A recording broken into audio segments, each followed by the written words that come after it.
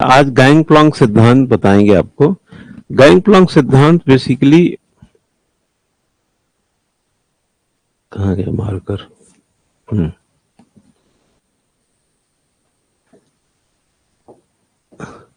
जैसे ये पिरामिड है ना, ये ठीक है, एक त्रिभुज है। मतलब पिरामिड का मतलब देखे होंगे कि ऐसे बनता है, ये जैसे जैसे नीचे जाएंगे इसका बेस बड़ा होता जाता है। तो ये किसी भी संगठन में आप देखेंगे तो यही स्वभाव पाया जाता है। उच्च अधिकारी से देखेंगे, उच्च से जो है जब नीचे की तरफ चलते हैं तो ये बड़ा होता जाएगा। जैसे अगर एक पुलिस का आपको बात करें तो जैसे मान लो उत्तराखंड स्टेट की पुलिस, तो एक डीजीपी, डीजीपी तो एक ही होगा। तो ये यहाँ पे मिलेंगे। यार ये पता नहीं ये रोज क्यों हमारे साथ मजाक होता है ये है? तो अच्छा खासा मजाक होता है। देखो यहाँ पर डीजीपी मिलेंगे, तो आगे जाएंगे तो बहुत सारे एडिशनल अगर डीजीपी बनाए वैसे पुलिस की हायरार्की में आईजी ओजी जैसे मिलेंगे। फिर आप देखेंगे तो एसएसपी वगैरह मिलेंगे, आईजी डीआईजी, फिर एसएसपी रहेंगे, फिर एएसपी वगैरह होते हैं, फिर देखेंगे डीएसपी। ये क्या लाइन साथ साथ चल रहा है यार, ये है ना। फिर आप देखेंगे तो इंस्पेक्टर मिलेगा, फिर सब इंस्पेक्टर मिलते हैं, ऐसे ऐसे करके कांस्टेबल तक आ जाइए। तो जैसे जैसे नीचे की तरफ आएंगे ना, आपका ये दायरा बढ़ता जाएगा। अब यहाँ तो हो सकता है कि 20,000 10,000 तो पुलिस होगी, कितना पुलिस है उत्तराखंड में, चलो जो भी है, मान लो 10,000 पुलिस है तो एक डीजीपी, तो ऐसे अलग अलग रेशियो थी। ये कह रहा है कि जब गैंग प्लॉन्ग कहता है, फ्यूल कहता है गैंग प्लॉन्ग सिद्धांत में कि दो समकक्ष अधिकारी जो होते हैं ना, जैसे माना इसको थोड़ा सा हटा के दूसरे ढंग से बता देते हैं। जैसे ये है, ये आपका एक संगठन का आकार है, आकार प्रकार, हायर से लेकर के लोअर तक, यानी कि उच्च से निम्न तक, या यूं कहें निम्न से उच्च। वैसे उच्च से निम्न ही कहा जाता है इसमें, क्योंकि हेनरी फ्योल ने निम्न से उच्च नहीं कहा है। निम्न से उच्च की बात अगर कहा है तो आदेश नीचे से चलते बर्नार्ड ने कहा है। तो यहां से अगर देखें उच्च से निम्न की तरफ, तो ये एक उदाहरण से ऐसा समझो जैसे ये मान लो एजुकेशन डिपार्टमेंट है, और इसी तरीके का हायरार्की एक मिलता है, मान लो कौन सा डिपार्टमेंट कोई कर लो, जैसे होम मिनिस्ट्री कर लो, होम डिपार्टमेंट है। अगर सचिवालय में जाया जाए, सचिवालय प्रणाली में, तो यहां पर एक चीफ सेक्रेटरी मिलेगा, है ना। अब नियमावली के हिसाब से तो यहाँ प्रिंसिपल सेक्रेटरी भी होगा, लेकिन हम सेक्रेटरी से लेते हैं। एक सेक्रेटरी मिलेगा, एक नहीं मिलेगा, कई मिलेंगे। जैसे जैसे नीचे आएंगे चीज बड़ी होती जाएगी। उसके बाद हमको एडिशनल या स्पेशल सेक्रेटरी मिलेंगे, फिर हमको ज्वाइंट सेक्रेटरी मिलेंगे, फिर हमको डेप्टी सेक्रेटरी मिलेंगे, फिर हमको अंडर सेक्रेटरी मिलेंगे, फिर हमको सेक्शन अफसर मिलेंगे, उसके बाद आरओ एआरओ मिलेंगे। ये सचिवालय में समझ लो एक व्यवस्था है, ठीक। तो ये जो व्यवस्था आप देख रहे हो ना, ये व्यवस्था हर विभाग में मिलेगी। एजुकेशन डिपार्टमेंट में मिलेगी तो होम में मिलेगा। कोई से पूछो कि तुम किस में हो तो बताएगा होम में। आरओ ही है, कोई वित्त में होगा, कोई होम में होगा, कोई एजुकेशन में होगा, इसी से कॉर्पोरेशन में, कॉर्पोरेट में होगा, कुछ भी होगा ऐसी, मतलब सब रहते हैं अपना वही। भर्ती एक ही तरीके से, जहां जैसी जरूरत थी लगा दिया आदमी को। जैसे आईएएस है, यूपीएससी देता है, कोई वित्त सचिव, कोई होम सेक्रेटरी होता है ना। तो माना जैसे माना ये एक यहाँ का डिप्टी सेक्रेटरी है। गैंग प्लॉन्ग में हेनरी फ्यूल ये बताना चाहता है कि हायरार्की जैसे अंडरस्टूड है कि लेट लतीफी का परिचायक है, लेकिन कुछ कंटिजेंसी फॉर्म में कोई इमरजेंसी है, जल्दबाजी है, क्योंकि ये हायरार्की, अब फाइल यहां से चलेगी, ऐसे कई स्टेप से होते हुए फाइल पहुंचेगी यहां, फिर फाइल पे नोट लगेंगे, नोट आगे बढ़ेंगे। क्रम का उल्लंघन नहीं कर सकते आप, सिस्टम का उल्लंघन आप नहीं कर सकते। जैसे आप नहीं कि चीफ सेक्रेटरी सीधे जो है डिप्टी सेक्रेटरी को ही फाइल भेज दिया, उसी से काम था, नहीं, ऐसा नहीं होगा। वो जाएगा अपने तरीके से ही। मतलब जो फॉर्मल हायरार्की का, हेनरी फ्योल के सिद्धांत का जो नियम कायदा है, वो मैं बात कर रहा हूं। अब लाइजनिंग में बहुत कुछ होता हो तो मैं उसकी बात नहीं, वो तो सिस्टम का हिस्सा ही नहीं है। तो जैसे ही जब आप माना ये डिप्टी सेक्रेटरी है, डिप्टी सेक्रेटरी को यहां के डिप्टी सेक्रेटरी से कोई काम है, ये डिप्टी सेक्रेटरी होम है, एजुकेशन वाले से काम है। अब अगर ये डिप्टी सेक्रेटरी जाएगा ऊपर तो कहां जाएगा? ज्वाइंट सेक्रेटरी के पास। ज्वाइंट सेक्रेटरी आगे बढ़ेगा, कहां जाएगा? एडिशनल स्पेशल ऐसे सेक्रेटरी के पास, सेक्रेटरी के पास, फिर चीफ सेक्रेटरी, ऐसे। फिर यहां से कहां आएगा?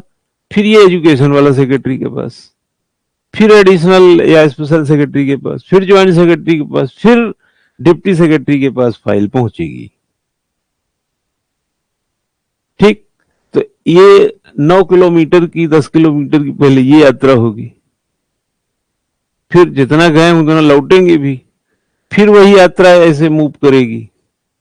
अब पता चला कि यहां गए तो यहां एडिशनल सेक्रेटरी छुट्टी पे है, या ज्वाइंट सेक्रेटरी है ही नहीं, 4 दिन से बुखार है उसको, तो फाइल तो उन्हीं की टेबल पे पड़ी रहेगी। समझ गए बात को? तो यह थ्रू प्रॉपर चैनल तो ठीक है, इसमें तो लेट होता ही होता है।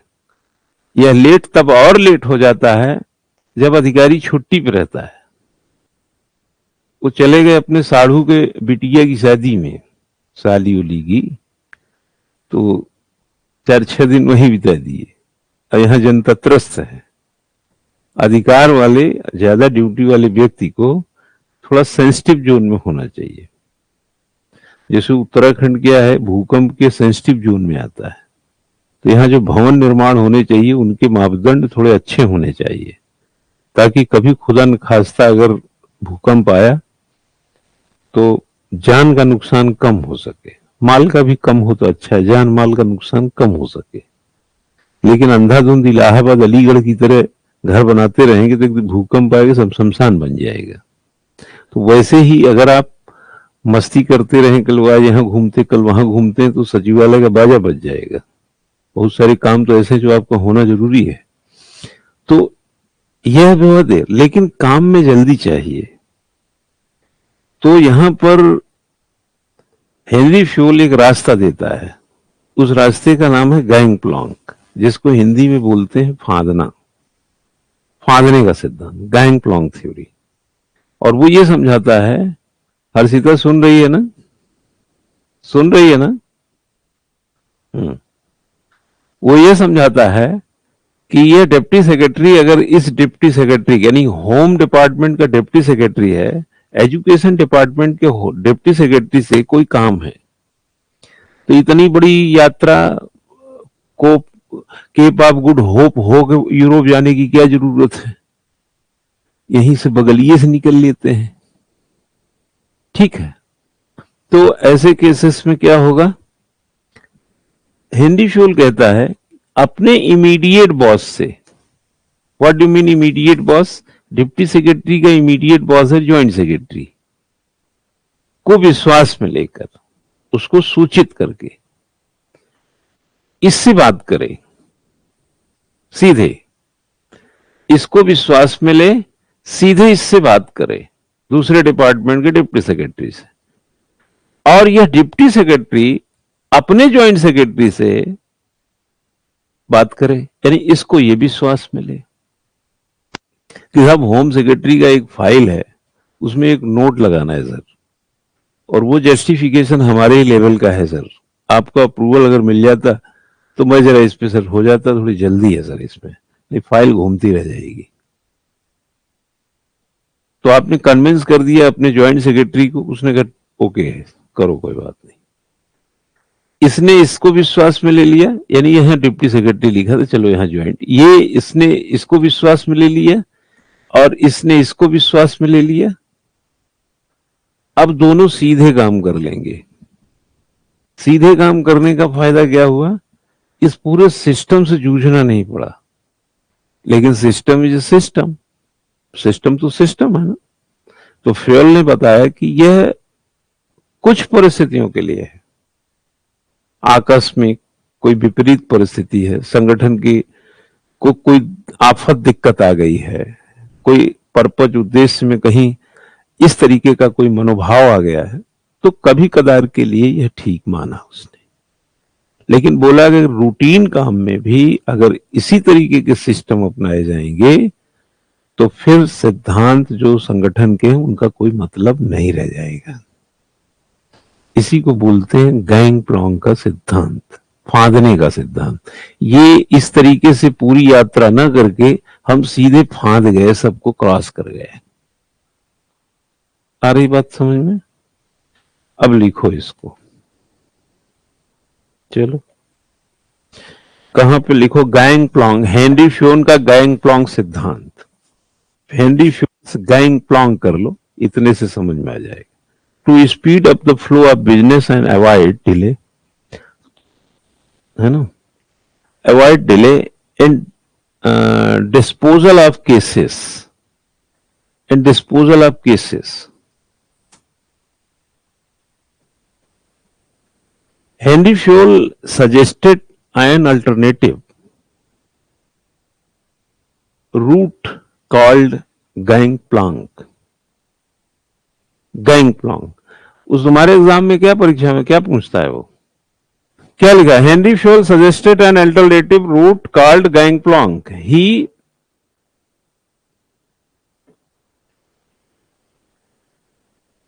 illustrated ILLUSTRATED, it is the following ways. Following ways क्या है? ये चित्र बनाओ, बनाओ, सिर्फ चित्र में ऐसे बनाओ, जैसे ऐसा चित्र बनाओ, ऐसे ऐसे करो, और नाम लिखने के बजाय लिखो ABCDEFGH,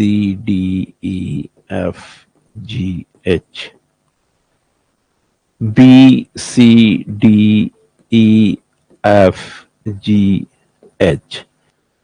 ठीक है ना, समझे?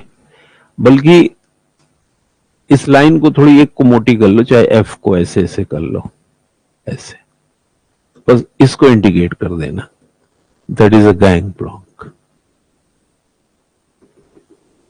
समझे बच्चा?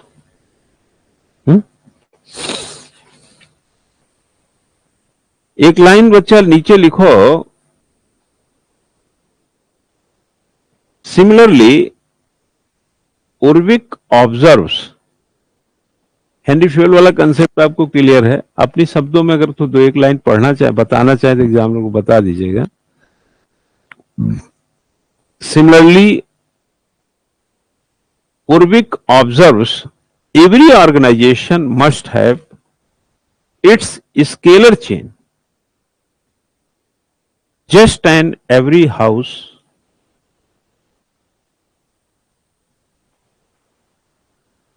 every organization must have its scalar chain, just as every house must have its drain.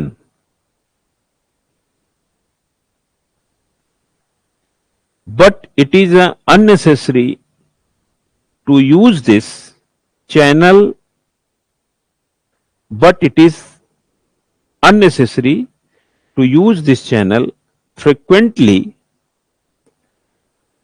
as the sole means of communication, as it is unnecessary to pass one's time in the drain. In the drain.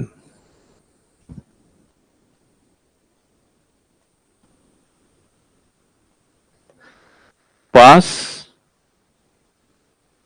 one's time in the drain.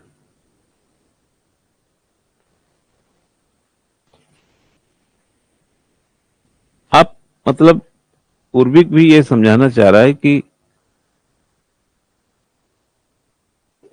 इसको unnecessary कहीं पर, है ना, समझ रहे हैं नहीं बात को?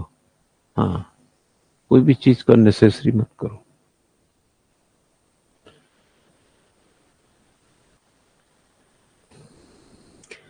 इधर आओ। अब हमने चर्चा के दौरान बहुत सारी बातें बताई थी। असल में क्या है कि जब हम नियमों में जाते हैं, इसको हम एक प्रकार संगठन का नियम कह सकते हैं, रूल कह सकते हैं, लॉ कह सकते हैं। लाइट नहीं है क्या अभी?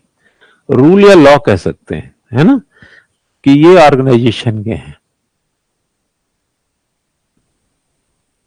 तो इसी में एक आपने देखा था unity of command.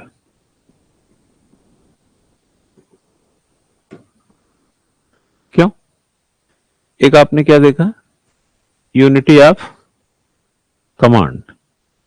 Unity of command में आप देखेंगे तो इसका मतलब होता है हिंदी में आदेश की एकता। ठीक है? आदेश की एकता का क्या मतलब समझे चला? क्या समझी तुम? आदेश की एकता का क्या मतलब? एक से एक ही आदेश लेगा। यूनिटी ऑफ, ये डाइवर्सिटी ऑफ कमांड नहीं है। ये तुम इसके अर्थ पे जाने लगी हो। यूनिटी ऑफ कमांड का मतलब एक अधीनस्थ एक ही अधिकारी से आदेश लेगा। समझे ना? एक अधीनस्थ एक ही। अगर हम इसको डाइवर्सिटी ऑफ कमांड कहें तो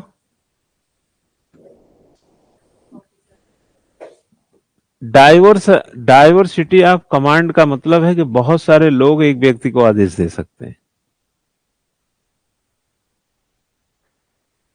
यूनिटी ऑफ कमांड में एक ही से आदेश लेगा तो कंफ्यूजन नहीं। जैसे मैं कि क्या पढ़ाने आया हूं, किसको पढ़ाने आया हूं, कोई कंफ्यूजन है? नहीं है। समझ गया ना? तो एक अधीनस्थ एक अधिकारी से आदेश लेगा और उसको पता रहता है कौन उसको आदेश देगा। ऐसे नहीं जाके खोज रहा है कि हमको कौन आदेश देगा। Unity of command Henri Fayol का है और diversity of command F W. Taylor का है। 14 सिद्धांत हेनरी फ्यूल ने दिया है, दूसरा सिद्धांत तो यही है। 14 सिद्धांतों में दूसरा है। दूसरा सिद्धांत हेडिंग बना लो यूनिटी ऑफ कमांड और इसकी पहले मीनिंग लिखो। Unity of command means that an employees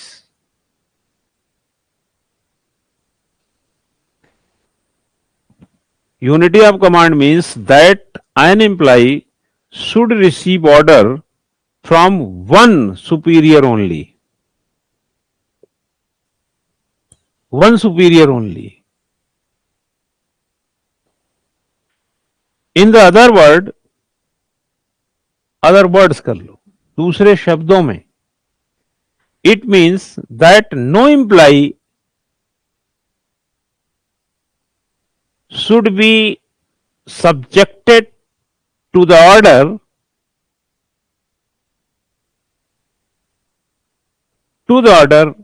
of more than one superior. दूसरी भाषा में कह रहा है कि वो एक से ज्यादा से नहीं लेगा। पहले कह रहा है एक से लेगा। Thus, it stands for single boss for each person, single boss for each person, एक व्यक्ति का एक ही बॉस है। और ओआर मोनो कमांड, ये होता है यूनिटी ऑफ कमांड। सर पहले प्रिंसिपल क्या था फ्यूल का? यूनिटी ऑफ कमांड, ये दूसरा। हाँ, हायरार्की पहला है का, यूनिटी ऑफ कमांड दूसरा। जब पहले हायरार्की बनेगी तभी तो एक अधिकारी ये इसको करेगा।